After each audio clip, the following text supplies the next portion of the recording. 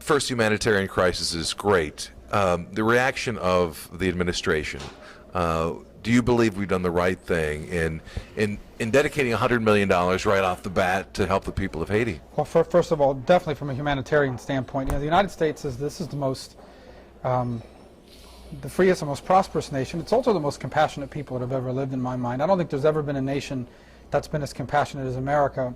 Just for evidence, ask the Japanese and the Germans about American compassion, especially after World War II, when this nation was the only industrialized power left, and helped rebuild those nations.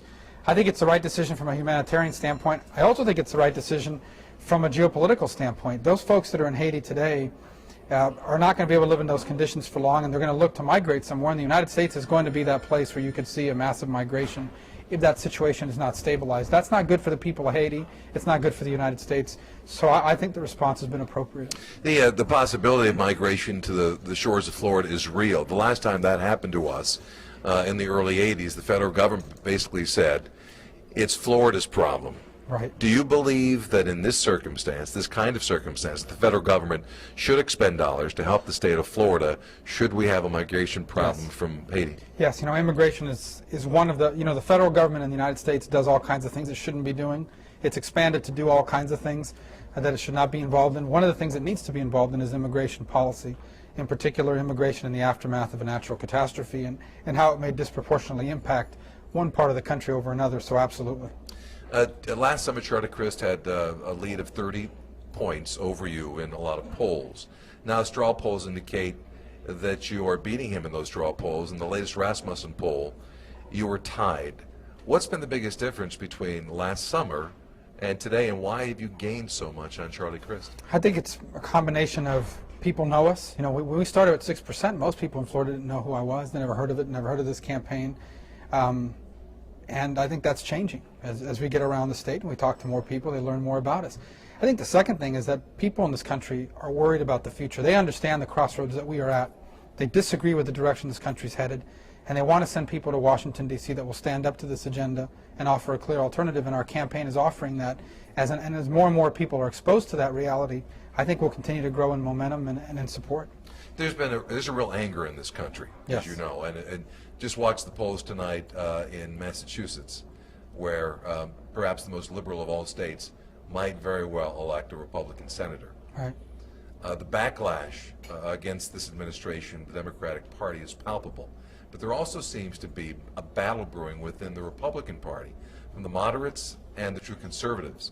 Do you believe we need to be a big tent party to bring more people in or maintain the conservative ideals and be focused in that sense in order to gain some power that deflects the superpower that the Democrats now hold in Congress? Well, I actually don't believe there's a battle between moderates and conservatives in the Republican Party. I think there's a battle between those who want this party to be about things that are popular and those who want this party to be about things that are right. And sometimes what's right isn't popular. A year ago, this agenda that Obama's pursuing, and people obviously supported it, they elected him. A year later, not so much. And so the bottom line is, I think the Republican Party needs to be on the right side of the issues, even when being on the right side of the issues is not what the public opinion polls tell you people want. And that's what I hope the Republican Party will be. I think the debate we're having is that there are some in the Republican Party who a year ago said, you know what, the Democrats just won 2 consecutive election cycles. We need to become more like the Democrats. I never agreed with that. I always felt this country already has a Democratic Party. Why does it need 2 Democratic parties? What it needs are viable alternatives that voters can pick from. And that's what I think the future success of the Republican Party lies, is in being a clear, viable alternative to what's happening today, a clear and genuine voice in the defense of limited government. Well, in the element of Charlie Crist and where his polling is dropped, he backed the stimulus package. Yes. And he said, how could I look at teachers, for example, in the state of Florida, not accept the stimulus money where 20,000 teachers kept their jobs? Would you have agreed to accept stimulus money? Well, first of all, it's a false choice. Every Republican governor in the country accepted the money. But what makes Charlie Crist unique is not that he accepted the money, it's that he campaigned on behalf of this plan. There was an alternative. It's not like you're for the stimulus or you're for doing nothing. There were other things that could have been done. Meaningful tax reform, for example, creating some level of certainty. Jobs in America are created by people that have access to money. It's not created by the president. It's created by people that have access to money, whether it's borrowed money or money that they saved, and the people take this money and they risk it because they think they've got a good idea that will work and they can make money. They're not doing that because of all this uncertainty being created both in our tax code, in our regulatory code, and all this news that's coming out of Washington. And there were folks in Washington working on an alternative that encapsulated these things. And Charlie Crist came out as a Republican governor and cut their legs out from underneath him when he supported the stimulus package, campaigned for the stimulus package.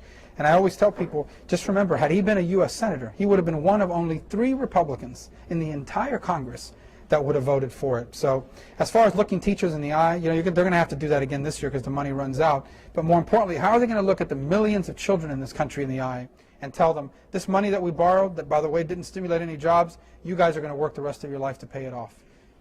The idea of smaller government is a great idea. I mean, Ronald Reagan, who many look at as the father of modern-day conservatism, believed in smaller government, stronger defense, cutting taxes, more responsibility for the individual and states, less on the federal government. Where do you stand on those issues? Is that your vision of modern-day conservatism? I do, and those principles, I think, are applicable because they've made America rich and prosperous and free. And I think those principles need to be defended again. They're under attack. You have a national government that's grown to levels that the Founding Fathers could have never imagined or envisioned. And I think that has to be what the Republican Party has only been successful when it's been about those things. It's been unsuccessful when it's been about anything else. In particular, you look at constitutionally limited government, the fact that this is the only country in the world where people can open up businesses in the spare bedroom of their home or in their garage. It's the only country in the world where poor people put rich people out of business because they have a better idea and are willing to work harder. We will lose all of that if we abandon constitutionally limited government. I think that's really at the core of what we're fighting over, what the debate is about in America today. Health care, right now, Nancy Pelosi said today, we will get health care, this bill, one combined bill between the Senate and the House bill, one way or another. Yeah. If the Republican Party and Brown wins tonight in Massachusetts, the Democrats have a couple of options. One is to go ahead and make the attempt to delay him being seated